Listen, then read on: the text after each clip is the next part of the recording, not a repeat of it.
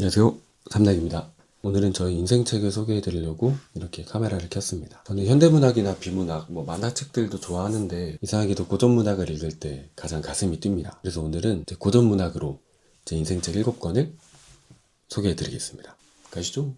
첫 번째로 소개해 드릴 책은 헨리크 입센의 희곡, 인형의 집입니다. 이 책은 가부장적인 사회제도를 날카롭게 비판하고 주인공인 노라 헤메르가 여성이 아닌 한 명의 인간으로서의 주체성, 정체성을 찾아가는, 당시로서는 파격적인 내용을 그려내어 세계적으로 큰 논란을 일으켰던 작품입니다. 인생을 살면서 우리가 때로는 연극이 필요하잖아요. 그런데 인생 그 자체가 연극이 되어버린다면 얼마나 불행할까요? 가슴은 썩어 문드러지면서도 표면적으로 나를 잘 모르는 사람들 앞에서는 행복한 사람인 척 해야 되는 인생은 정말 지긋지긋합니다. 심지어는 나를 잘 안다고 생각했던 사람들 앞에서도, 친구, 가족, 아내나 남편들, 자식들 앞에서도 내 모습을 꾸며내고 걸러내서 보여줘야 한다면, 물론 사회의 구성원이 되기 위해 어느 정도의 연극이 필요하다는 거는 알고는 있고 그게 실제로도 필요하겠지만, 나라는 존재 자체를 지워버릴 정도의 연극이 강요된다는 삶이라면 이것은 도대체 누구를 위한 삶이냐는 거죠. 가식과 꾸밈으로 가득했던 제 삶에 띵 하고 경종을 때려줬던 인형의 집. 내용을 잠깐 좀 살펴보자면요. 인형의 집이라는 제목처럼 이 책의 주인공인 노라 헤메르는 완전히 인형과 같은 삶을 살고 있습니다. 당시 여자라는 존재는 남편에 의해, 사회에 의해, 법에 의해 평생을 그저 발랄하고 아름다운 존재, 그리고 동시에 정숙한 아내이자 엄마로서 살아가야 되는 그런 삶만이 여자의 목표이자 꿈이었고, 내 작은 종달새는 깨끗한 입으로 노래해야지. 당신이 친절하고 너그럽게 대해주면 다람쥐는 이리저리 뛰어다니며 공중제비를 할 거예요. 자, 말을 해요. 종달새는 때로는 크게, 때로는 작게 이방저방에서 노래할 거예요. 종달새는 언제나 그렇게 하는데 뭐. 이렇게 인형놀이 하듯 노라를 가지고 노는 헤메르. 그러다가 어떤 사건이 터지거든요. 예전에 남편 헤메르가 아팠을 때 노라가 돈을 좀 빌립니다. 사채업자 크로그 스타드라는 사람한테. 그리고 노라는 자신의 능력 안에서 조금씩 갚아 나가고 있는 중이었는데, 근데 이 사채업자가 어느 날 와서 이제 협박을 하는 거죠. 너가 내 요구 조건을 들어주지 않으면 너가 나한테 돈을 빌렸다는 사실을 너의 남편 그리고 이 세상에 폭로하겠다. 그 당시로서는 남편의 허락 없이 아내가 돈을 빌리는 것도 불법이었고, 또 아내가 남편을 위해 돈을 빌렸다는 사실이, 그 사실 자체가 남편의 명예를 해치는 일이었던 겁니다. 법이나 사회적 시스템, 그리고 사람들의 인식 자체가 아주 극단적으로 남성 위주로 구성이 되어 있고 흘러갔기 때문에, 아내가 돈을 빌렸어? 저 남자는 명예도 없나? 정말로 빌린 거 맞아? 살랑살랑 웃으면서 금기된 관계로 받아온 거 아니야? 이런 말 같지도 않은 뒷이야기들이 따라온다는 거죠. 결국 그 돈으로 남편을 일으켜 세워줬음에도 불구하고 모든 시스템 자체가 노라를 부정한 여인으로 몰고 갈 수 있는 그런 시스템, 사회였던 겁니다. 이런 협박을 받은 노라는 이제 두려움에 떱니다. 남편과 아이들을 위해 몰래 떠나버리거나 죽어버려야겠다는 생각까지도 하죠. 근데 다행인 점은 이제 남편인 헤메르가 평소에 하는 말들이 아주 멋있다는 겁니다. 내게는 용기와 힘이 있다오. 내가 모든 것에 책임지는 남자라는 걸 당신은 보게 될 거야. 아주 큰 위험이 당신에게 닥쳐서 내가 생명과 피와 모든 것을 당신을 위해 바치고 싶을 때가 있어. 이 발언도 굉장히 멋있죠? 노라는 이런 헤메르의 허세 섞인 발언들을 들으며 안심을 하기도 합니다. 그래, 남편이 나를 지켜주겠지? 나는 이런 어떤 고난도 우리 가족의 사랑이 있다면 이겨낼 수 있을 거야. 근데 말만 뻔질을 한 놈이었다. 결국 이 사건이 이렇게 팍 드러나거든요. 그때 이 남편 헤메르는 가족, 사랑, 아내 그딴 거 모르겠고 자신의 위선과 체면, 명예를 위해서 바로 아내를 버려버립니다. 이 천하의 나쁜 놈이. 근데 오히려 그렇게 딱 냉혹하게 버림받는 그 순간 노라는 진정한 자신의 삶을 찾게 되는 겁니다. 그 순간 여성, 아내, 어머니로서의 인형 같은 삶이 아니라 진정한 자신의 삶을, 인간으로서의 주체성, 삶을 팍 찾게 되는 거죠. 노라가 버림받는 장면이 107페이지인데 그리고 이제 마지막 페이지인 125페이지까지 내용이 진짜 우와 너무 좋습니다. 처음에 읽을 때는 와 뭐야 이거 와 하면서 읽었거든요. 누군가 망치로 제 머리를 탁 때리는 듯한 그런 충격을 선사했던 책입니다. 지금도 문득문득 생각나면 펼쳐보는 책인데, 인생이 뭔지에 대한 고민을 하게 만들어줬던 책이고, 또 이용당하고 이리저리 휘둘리던 저의 삶을 벗어나게끔 해줬던 그런 용기를, 그런 어떤 자각을 심어줬던 책이 바로 헨리크 입센의 인형의 집입니다. 제가 제일 좋아하는 부분 하나 읽어드리고 이제 다음으로 넘어가 보겠습니다. 자기가 사랑하는 사람을 위하여 명예를 희생하는 사람은 없어. 수십만 명의 여자가 그렇게 했어요. 두 번째 책은 도스토옙스키의 지하로부터의 수기입니다. 우리 시대에 지적으로 성숙한 인간이 응당 그렇듯 나는 병적으로 성숙해 있었다. 이름이 등장하지 않은 이 주인공은 지하 남자라고 칭하겠습니다. 지하 남자는 자신감을 완전히 상실하여 자신을 둘러싼 사회와 건전한 관계를 맺지 못하고 자신의 집 지하에 20년 동안이나 틀어박혀버린 인물입니다. 한때는 하급 관리로 일하며 사회생활도 했으나 친척에게서 약간의 돈을 상속받은 뒤로는 완전히 지하세계로 들어가 그곳에서 장장 20년 동안 독서와 몽상, 글쓰기와 사색에 매진합니다. 이 남자는 햄릿형 인간의 극치입니다. 생각이 너무 깊어 쉽게 행동하지 못하는 사람. 소위 말해 쟤는 너무 똑똑해서 멍청해라고 불리는 부류이죠. 자신의 생각과 감정을 너무나 잘 알고 있어서 도리어 우유부단하고 지나치게 자기 비판적인 사람. 행동하지 않는 완벽주의자. 비웃는 건가? 그렇다면 몹시 기쁘군. 나의 농담은 여러분 물론 품격도 떨어지고 변덕스럽고 앞뒤가 안 맞는 데다가 자기 불신감마저 가미되어 있어. 하지만 실상 이건 내가 나 자신을 존경하지 않기 때문이오. 도무지 의식이 발달한 인간이 조금이라도 자기 자신을 존경할 수 있겠소? 가끔 우리 대한민국 사회가 너무하다는 생각이 듭니다. 경쟁, 발전. 대한민국 아이들은 모두가 병적인 성숙함을 강요받죠. 물론 그 덕에 이렇게 잘 사는 나라, 기술력 좋고 뛰어난 나라로 불릴 수 있게 되었는데 깊게 생각해볼 문제가 뭐냐면 낙오자들은 혹은 저처럼 방치됐던 아이들에게는 이곳이 정말 끔찍한 지옥이었거든요. 정해진 체계를 따라갈 수가 없는데 아니 나는 그런 기회도 부여받지 못했는데 정해진 체계에서 조금이라도 벗어난 사람을 비정상적인 것처럼 낙오자로 실패자로 낙인 찍는 이 풍토에 정말로 질려버렸었고 죽고 싶다는 생각만 가득했던 저의 유년 시절이었습니다. 요즘은 그래도 조금 덜한 것 같습니다. 어떤 그 성공의 어떤 방법이라고 해야 되나요? 그런 인정받는 여러 가지 어떤 성공의 가지들이 쭉쭉쭉쭉 다양하게 뻗쳐져 있는 것 같은데 저 어렸을 때는 뭐 공부, 취업, 말투, 행동, 사상, 자기관리, 태도, 스타일까지 모든 것들이 정해진 공식 안에서 딱딱딱 이루어져야 했던 시대였던 것 같습니다. 너 때는 이 정도는 해야 돼. 너 지금 이거 안 하면 큰일 나. 남들 다 하는 건데 너가 지금 그런 거 할 시간이 어디 있어.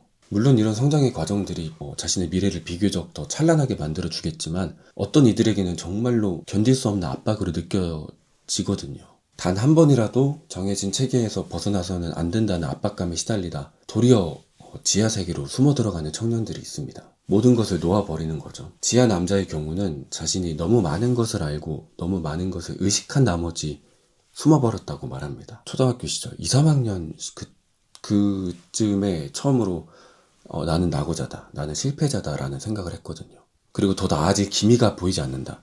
이번 생은 완전히 망했다라는 생각에 사로잡혀 있었습니다. 물론 그 덕에 이 문학의 세계로 깊게 더 빠져들 수 있었지만서도 돌아보면 그런 압박은 그 어린 나이에 견디기는 너무 힘들었던 것 같아요. 지금 와서 돌아보면은 그냥 견뎌 버티면 돼 라고 말은 할 수 있겠으나 그때 당시는 정말 너무 힘들었던 기억이 납니다. 근데 이 책에 어떤 대사가 나오냐면요.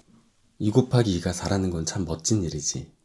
하지만 2 곱하기 2가 5라는 것도 가끔은 꽤 매력적이란 말이야. 그렇죠.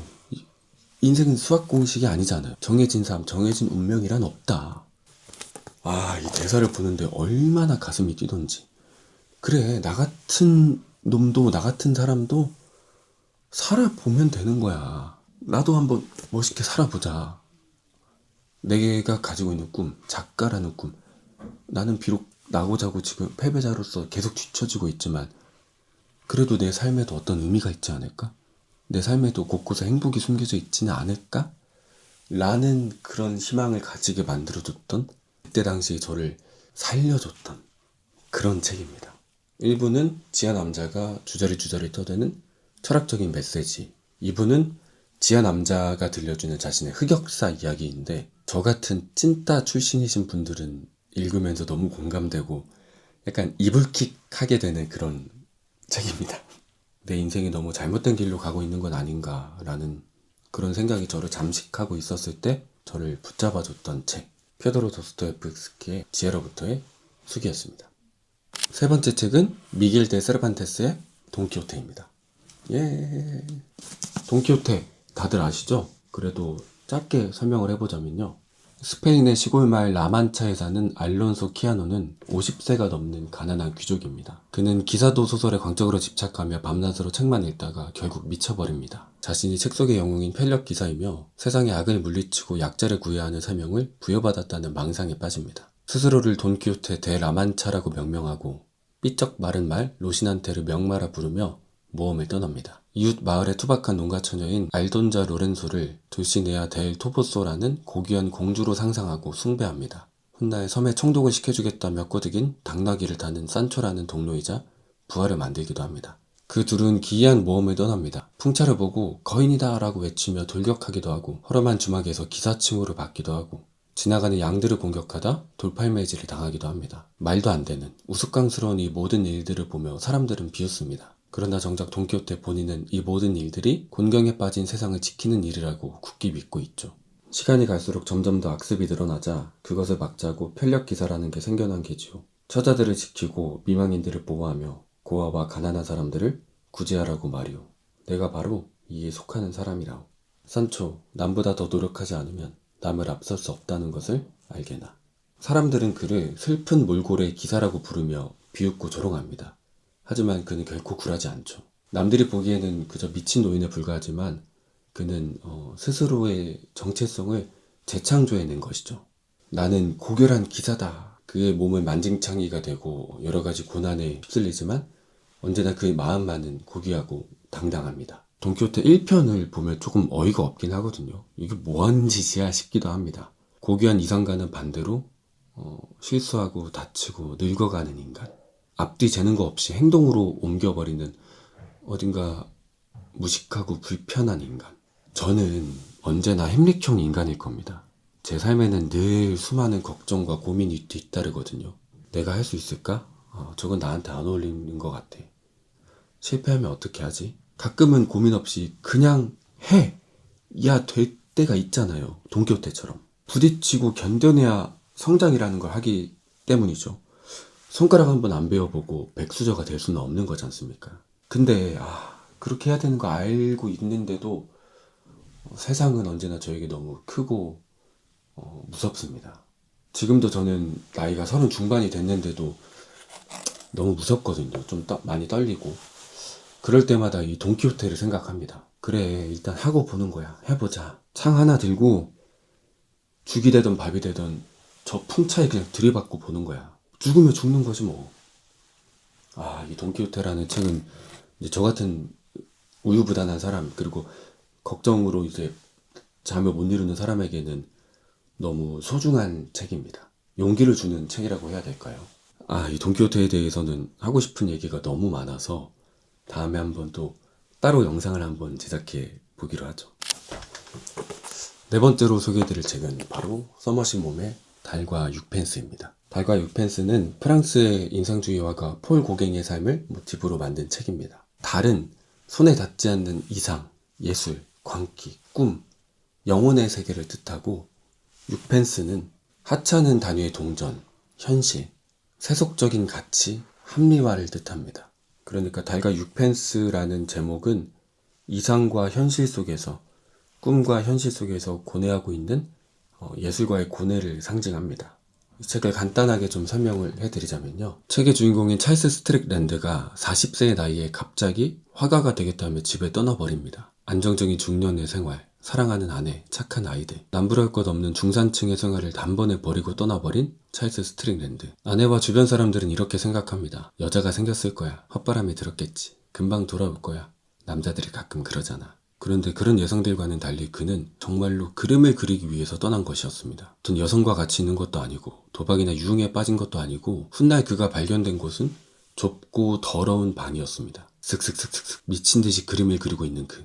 그런데 그의 그림은 뭐랄까 너무 아마추어 같습니다. 인체 비례가 맞지 않거나 색채가 지나치게 원색적이라서 언뜻 보기에는 그저 낙서? 애들 장난처럼 보일 뿐입니다. 아니 도대체 이 짓거리를 하려고 그걸 다 버린 거야? 가족도 직업도 체면도 다 버리고 네가 하겠다는 게 고작 이거야? 하지만 그는 세상이 자신의 그림을 어떻게 평가하든 전혀 신경 쓰지 않습니다. 오직 자기 내면에서 끌어오르는 무언가를 캠퍼스에 쉴 새 없이 그려내며 몸부림칠 뿐입니다. 꿈. 꿈이란 정말 내 가슴을 주체할 수 없이 뛰게 만드는 것. 그리고 나를 아프게 하는 것. 꿈. 저도 언젠가는 작가로서 인정받고 상도 받고 하는 그런 날이 오겠죠? 오지 않더라도 저에게 있어 글이란, 문학이란, 꿈이란 죽을 때까지 변하지 않을 것 같습니다. 글을 쓸 때 가장 행복하고 지금도 제 가슴을 막 뛰게 만드는 그런 꿈이거든요. 지금 시간이 4시간 뒤면은 저 이삿짐 센터 나르러 가야 되거든요. 이삿짐 센터 날라주고 8만원 벌어올 예정입니다. 현실적으로 봤을 때는 이렇게 단기 알바로 그리고 이런 일들로 연명하면서 사는 삶이 현실적으로는 답이 없어 보일 수 있는데 그래도 저는 지금 굉장히 만족스러워하고 있고 또 만족까진 모르겠네요. 돈을 조금 더 많이 벌고 싶은 마음도 있긴 해요. 왜냐면 사랑하는 여자친구를 위해서 그리고 결혼도 해야 되니까 제 글을 다음에 한번 공개를 해볼까요? 유튜브에 댓글에 이제 어디서 제 글을 읽을 수 있냐 어디서 당신의 책을 볼 수 있냐는 댓글이 이렇게 몇 개 달리셨던데 사실 제가 유튜브를 시작하면서 어떤 제 글을 같이 이렇게 소개하고 싶은 마음은 없었습니다. 왜냐면 제 글은 조금 더 딥하거든요. 그래서 근데 또 제가 또 준비하고 있는 다른 글들이 있는데 그런 글들은 글이나 어떤 만화, 애니메이션들은 유튜브를 통해 좀 소개해보면 어떨까? 혹시 좀 재밌어 하지 않으실까? 구독자님들이. 그리고 나도 유튜브라는 걸 시작한 이상 이거를 좀 어떻게 좀 좋은 컨텐츠로 활용해 볼 수도 있겠다. 좋은 나를 알리는 수단으로. 그런 생각도 들어서 다음에 한번 제 글을 소개해보는 그런 시간을 갖도록 하겠습니다. 아마도 3월쯤? 4월? 최대한 빠르게 준비해서 한번 공개해볼 예정이니까요. 기대해 주시면 감사하겠습니다. 그래서 현실 앞에서 좌절하고 있는 저의 꿈을 붙잡아주는 책, 저를 언제나 가슴 뛰게 만들어주는 책, 써머신 몸의 달과 6펜스였습니다. 5번째로 소개해드릴 책은 니코스 카잔차키스의 글이 쓰인 조르바입니다. 나는 책벌레 족속들과는 거리가 먼 노동자, 농부 같은 단순한 사람들과 새 생활을 해보기로 마음먹었다. 책으로 세상을 배운 책 속의 논리와 관념에 갇혀 살아가던 주인공 나아가 거침없는 행동파이자 본능에 충실한 야성의 자유인 알렉시스 조르바를 만나게 되어 둘은 함께 크레타 섬으로 향하게 되고 그곳에서 같이 광산 사업을 일구게 됩니다. 화자인 나는 하루 종일 책만 읽고 불교의 금욕주의에 빠져있는 책벌레인데 조르바는 인생을 장황하게 해석하고 연구하는 사람이 아니라 그저 감각하고 경험하고 행동하는 그런 이성보다 본능을 따르는 사람입니다. 나는 조르바를 이해하지 못하고 어딘가 거부감이 들면서도 계속해서 묘한 끌림을 느끼게 됩니다. 그렇게 살다간 후회할 거요. 먹고 일하고 웃고 욕하고 사랑하고 이게 바로 인간이지 않겠소. 조르바의 솔직한 감정으로 피어나는 그의 말과 행동. 땀 흘려 일하고 여인과 사랑을 나누고 맛있는 것은 맛있게 먹고 멋있는 것에는 감탄을 하고 나는 그런 조르바를 통해 죽은 지식이 아닌 산 지혜를 배워나갑니다. 나는 조르바라는 사내가 부러웠다. 그는 살과 피로 싸우고 죽이고 입을 맞추면서 내가 펜과 잉크로 배우려던 것들을 고스란히 살아온 것이었다. 내 말은 종이로 만들어진 것들에 지나지 않았다. 내 말들은 머리에서 나오는 것이어서 피 한 방울 묻지 않은 것이었다. 제가 한때 철학, 특히나 니체에 좀 광적으로 빠져 있었습니다. 니체의 말 한마디 한마디에 감탄하고 그의 단어나 말 한마디를 막 오체분시하면서 행복을 느꼈던 사람이거든요. 그때 당시 같이 빠져있던 사람들과 강독회도 열어보고 교수님들과 토론도 벌여보고 그렇게 철학에 이렇게 깊이 빠져들던 어느 날 문득 그런 생각이 들더라고요. 뭔가를 배우고 깨닫기 위해 파고 들어간 이 노력이 도리어 나에게 너무 많은 부정적인 생각과 고정관념, 피해의식을 선물하는구나. 내가 이 지식을 담기에는 아직 너무 어리다. 그리고 세상에 대해 뭣도 모른다. 어쩌면 진정한 지식, 진정한 삶은 여기가 아니고 저 밖에 있지 않을까라는 그런 생각이 들더라고요. 그런 생각이 들자마자 저는 바로 이 책을 덮고 현실의 세계 속으로 이렇게 나아가려고 노력을 했거든요. 물론 잘 나아갔다고 또 볼 수는 없겠지만서도 물론 이 지식의 늪에서 허우적댔던 시간들이 굉장히 소중한 시간들이었고 지금의 저를 만든 거는 분명합니다. 그리고 저는 사실 지금도 정말 돈 걱정만 없다면 그 지식의 늪에 빠져버리고 싶은 그런 사람이거든요. 근데 또 마음속 깊은 곳에서는 완전히 반대로 이 조르바처럼 이런 책 같은 거 그냥 다 버려버리고 현실을 정말 그냥 현실만을 멋있게 한번 살아보고 싶다라는 그런 생각도 있습니다. 좋은 삶이란 어떤 삶일까요? 아마도 이 양극단의 중간쯤 어디에 있는 삶들이 좋은 삶이 아닐까요? 물론 뭐 좋은 삶의 기준은 개개인마다 다르겠지만요. 제가 인생책을 쭉 설명하다 보니까 문득 느끼는 게 저의 인생책은 대부분 행동하는 책들인 것 같네요. 행동, 실천과 관련이 있는 책들을 저는 좋아하는 것 같습니다. 그리고 그런 책들이 제 가슴에 좀 깊게 남아있는 것 같기도 하고요. 저는 나중에 제가 자녀를 낳으면 그 자녀가 저랑 비슷하다면 분명 걔도 책벌레가 될 거거든요. 그 친구한테, 그 자녀한테 꼭 보여주고 싶은 책이 바로 이 그리스인 조르바입니다. 그래도 나름 30 중반까지 살면서 쭉 살아보니까 느끼는 게 더 큰 깨달음이라고 해야 되나? 더 깊은 깨달음은 책이 아닌 현실에 있는 것 같습니다. 물론 책이 기반이 돼야 돼요. 그거는 분명해요. 책이 기반이 되지 않고 행동만 하면 안 된다고 생각하거든요. 근데 굳이 따지자면 행동이 우선이 되어야 된다. 모르겠네요. 아닙니다. 이 말 취소하겠습니다. 모르겠네요. 잘.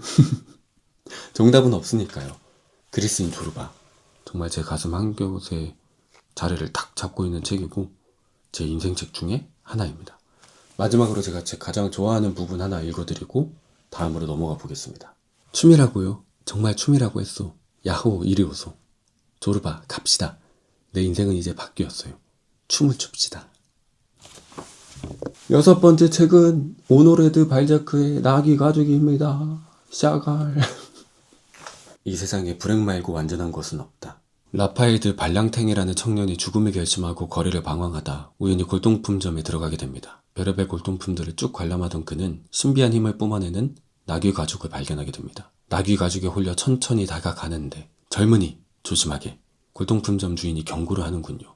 자세히 보니 그 가죽에는 이렇게 적혀 있습니다. 만일 그대가 나를 소유하면 그대는 모든 것을 소유하게 될 것이다. 하지만 그 대신 그대의 목숨은 나에게 달려있게 될 것이다. 이 가죽은 모든 소원을 이루어준다네. 하지만 그 대가로 소원을 빌 때마다 그대의 수명을 앗아가지. 이런 어설픈 장난 따위 그래도 한번 빌어보도록 하죠. 좋네. 자네의 죽음은 다만 연기되었을 뿐이네. 가죽은 모든 소원을 들어주는 대신 소유자의 생명을 갉아먹는 신비한 힘이 깃들어 있는 가죽입니다. 소유자가 소원을 빌 때마다 가죽의 크기가 조금씩 줄어들죠. 그리고 마침내 그 가죽이 펑 하고 모두 사라져버리는 그 순간 소유자는 죽게 됩니다. 막 웹소설 느낌이 나지 않나요? 정말 너무 참신하고 너무 흥미로운 소재입니다. 발랑탱은 믿져야 본전이라는 마음으로 시니컬하게 소원을 빕니다. 성대하고 지적인 파티, 아름다운 여성들, 돈과 명예. 라파엘 당신은 오플라르티 사령관의 유일한 상속자입니다. 폴린, 내 사랑. 라파엘이 폴린의 두 손 위에 뜨거운 눈물 한 방울을 떨어뜨렸다. 나귀 가죽을 힘입은 라파엘의 삶은 누구나 부러워할 돈과 명예, 모든 것을 얻는 삶으로 변모합니다. 사랑하는 여인의 마음까지도 얻었죠. 그러나 나귀 가죽이 아주 많이 줄었군요. 채식 위주의 극단적인 식이요법을 준수하고 분당 6번만 호흡하는 것을 철칙으로 삼았다니 나도 그렇게 살아야겠다. 라파엘은 어떻게 해서든지 살고 싶었다. 그는 훗날 돈과 명예는 물론 자신이 사랑하는 여인의 품을 떠나면서까지 살기 위해 아둥바둥합니다. 내 삶의 가치는 어디에 있는가? 무엇에 있는가? 정말 중요한 것은 무엇일까?를 고민하게 만들어줬던 책, 나귀 가죽입니다. 이 나귀 가죽이라는 책이 좀 어렵고 재미는 사실 없거든요. 제가 지금까지 소개했던 인생책 중에 가장 재미없습니다. 근데 이상하게도 제 그 뇌 속에 어딘가에 콕콕콕 박혀서 끊임없이 저를 괴롭히는 그런 책입니다. 3, 4년에 한 번은 꼭 펼쳐보게 만드는 책. 인생이란 무엇인가에 대한 찝찝한 질문을 던지는 책이라고 해야 될까요? 아마 제가 죽을 때까지 10번 정도는 더 읽을 그런 책일 것 같은데 제 인생을 마무리해야 될 때가 오면 아마도 70에서 90살 사이? 그 정도의 이 책을 다시 한번 읽어봤을 때 어떤 감정을 가지게 될까 너무 궁금합니다. 어떻게 느낄까? 그때는 그 나이 때는 이 책을 죽기 직전에 다시 한번 펼쳐보고 싶은 그런 책입니다.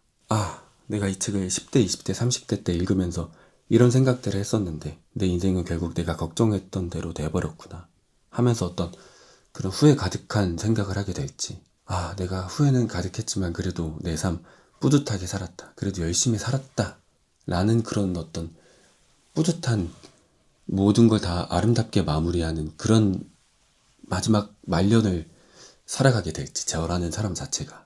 그런 제 삶의 어떤 그 마무리를 하는 시점에서 그 마무리를 아주 잘 도와줄 것 같은 그런 책입니다. 이 책이 항상 제 책장에 이렇게 꽂혀 있잖아요. 그러면 오늘은 무슨 책을 읽을까 하면서 이렇게 쭉쭉쭉 훑어보다가 항상 이 책이 눈에 걸려요. 막 피하게 되는. 아니야, 너 읽고 싶지 않아. 너 재미없잖아. 너 좀 복잡하잖아. 이상하게 계속 눈길이 가는. 그러다가 3년에 한 번쯤은 꼭 그래 읽어보자 하고 읽게 되는 그런 책이었습니다. 오늘의 드 발자크의 나귀 가죽. 자, 그리고 대망의 마지막 책. 제 작가 인생에서 가장 중요한 책입니다. 짜잔짠짜잔. 알렉상드르 듀마의 몬테크리스토 백작입니다. 이 책은 순수하게 너무 재밌습니다. 진짜 미친 책이거든요. 처음에 이 책이 출간되었을 때 대중적으로는 폭발적인 인기를 얻었으나 반대로 평론가들은 저급한 산업문학이라고 비판했다고 합니다. 자극적이고 문학적 깊이가 없는 싸구려 소설 취급을 받았던 거죠. 지금은 이 책이 굉장히 걸작으로 인정받고 있고 현대 복수극의 아버지격으로 불리는 책이잖아요. 그런데 이런 책들도 항상 그 수많은 비판과 조롱들에 시달렸다는 게, 진짜 세상은, 저는 작가잖아요. 항상 이 그 대중성과 예술성이라는 게 있다면 예술성 7, 대중성 3 정도의 글을 쓰고 싶은 마음이 있거든요, 저는. 근데 항상 글을 쓰다 보면은 예술성 10으로 가더라고요. 처음에는 내가 예술적인 어떤 그런 글을 쓰고 싶나? 내 욕망이 그쪽을 향하나? 라고 생각을 했었는데, 근데 그게 아니더라고요. 글을 계속 쓰다 보니까 느낀 건데, 대중적인 사랑을 받는 거? 그거 어떻게 하는 거죠? 알려주실 분? 정말 제 유년 시절에 가슴을 뛰게 만들었고 새벽까지 펼쳐보게 만들었던 책은 몬테크리스토 백작 같은 책인데, 저는 이런 책들을 정말 쓰고 싶어요. 이런 어떤 예술성도 어느 정도 인정받으면서 후대에도 남을 수 있으면서도 정말 누구나 재밌게 읽을 수 있는 책, 그런 책들을 써보고 싶은 그런 어떤 욕망이 있는데, 제가 어떻게 글을 써야 될지에 대한 어떤 지표가 되어주는, 이정표가 되어주는 책이라고 말할 수 있겠습니다. 이 내용을 짧게 간략하게 또 설명을 드리자면요. 에드몽 당테스라는 사람이 주인공인데, 이 사람이 이제 20살이라는 어린 나이에 배의 선장으로 취임하게 되고 사랑하는 메르세데스라는 여자와 혼인도 앞두고 있었습니다. 능력도 있고 성실한 사람이기에 아주 큰 행복들을 젊은 나이에 쟁취한 거죠. 근데 이 남자를 시기한 못된 친구들에 의해 거짓 고발을 당하게 되고, 하필이면 권력에 눈이 먼 검사에게 잘못 걸려 재판도 하지 않은 채 이프성의 지하 감옥 독방에 14년 동안이나 갇히게 됩니다. 아무런 조사 하나 않고 수독 하나 밟지 않고 나를 지금 이프성으로 가는 거요? 날 어쩌려는 거요? 에드몽은 지하 감옥에서 괴로움 속에 4년이라는 시간을 흘려보내고 있었는데, 어느 날 밤에 슥슥슥슥 거리는 소리가 들리는 겁니다. 이게 무슨 소리지? 알고 보니까 옆방에 있던 파리아 신부 죄수가 탈옥을 하려고 땅을 파는 소리였죠. 오 주여, 저를 절망 속에 죽게 하지 마옵소서. 주님과 절망을 동시에 말하는 자는 누군가? 에드몽 당테스, 프랑스인입니다. 죄명은 전 죄가 없습니다. 파리아 신부의 존재를 확인하게 된 에드몽 당테스. 이때부터 에드몽도 땅을 파기 시작합니다. 그렇게 서로를 향해 땅을 파다가 탁 하고 마주친 거죠. 그렇게 그는 파리아 신부와 대화를 하며 이런저런 지식들도 배우고 말동무도 하고, 무엇보다 합심하여 같이 탈옥을 도모합니다. 그렇게 그는 점차 파리아 신부를 아버지처럼, 파리아 신부는 그를 아들처럼 대하게 되죠. 어디서 많이 들어본 내용이죠. 한 번쯤은 보거나 들으셨을 그 현대 복수물의 그 원형입니다. 그 아버지격 되는 소설이거든요. 마피아 영화의 아버지가 대부라면 이제 복수물의 대부는 아버지는 이제 몬테크리스토 백작인 거죠. 조금만 더 설명을 해보자면요. 탈옥 준비가 거의 끝마쳐 갈 때쯤 파리아 신부의 건강이 급속도로 악화됩니다. 나를 버리고 자네 혼자 가게. 아니요, 무슨 일이 있어도 같이 가겠습니다. 얼른 먼저 가라니까. 그렇다면 신부님이 돌아가실 때까지 옆을 지키겠습니다. 신부는 에드몽 당테스의 충심과 선한 마음을 알아보고는 가슴팍에서 한 편지를 꺼냅니다. 그러곤 말하죠. 여기 엄청난 보물이 숨겨져 있는 섬이 있다네. 그 섬의 이름은 몬테크리스토 섬. 이 모든 걸 자네에게 주겠어. 그렇게 하여 에드몽 당테스는 몬테크리스토 섬에 들어가서 그 모든 보물들을 쟁취하게 되고 그 보물들을 토대로 자신을 불행에 빠뜨렸던 이들에게 복수를 하는 그런 내용입니다. 진짜 재밌습니다. 이 책은 지루한 내용이 하나도 없습니다. 내용도 엄청 탄탄하고 곡선회수나 등장인물들의 활용도, 서사, 그리고 마무리까지 완벽합니다. 이 책의 가장 큰 장점은 읽으면서 그 내용들이 머릿속에 그려진다는 겁니다. 마치 만화책이나 드라마를 보는 듯한 그런 강렬한 재미를 선사하는 책입니다. 그러면서도 깊이감도 있고, 정말 이런 책들을 써내려가고 싶은데, 이런 걸작을 완성해내고 싶은데, 정말 작가로서 리스펙해야 되는 책이고, 배우고 참고해야 될 그런 책이라고 생각합니다. 자, 이렇게 7권의 제 인생책을 소개하는 영상을 모두 끝마쳐 봤는데요. 인생책이라는 건 세월이 흐르면서 계속 변하고 바뀌는 것 같습니다. 30살 중반의 나이에 제가 꼽은 인생책 탑 7은 이렇게인데요. 물론 고전 문학 중에서요. 나중에 제가 40, 50살, 60살 그때쯤 다시 이 영상을 꺼내보는 날이 오겠죠. 그때는 어떻게 생각을 할까요? 내 인생책은 그대로네 라고 생각을 하게 될지, 아니면 나는 그때는 이런 책들을 인생책이라고 생각을 했었구나 라면서 많이 변해 있을지 궁금해집니다. 여러분들의 인생책은 무엇인가요? 좋은 책이 있다면 댓글을 통해 남겨주시면 제가 한번 읽어보고 또 리뷰 영상도 만들어보고 그렇게 하겠습니다. 마지막으로 몬테크리스토 백작 그 영화가 나왔더라고요. 그래서 저는 내일 영화를 보러 가려고 하는데, 영화 보고 또 책이랑 영화도 리뷰하는 영상을 한번 올려볼 예정이니까요. 또 많은 관심 가져주시면 감사하겠습니다. 오늘도 시청해주셔서 감사합니다. 다음 영상에서 뵙겠습니다. 감사합니다.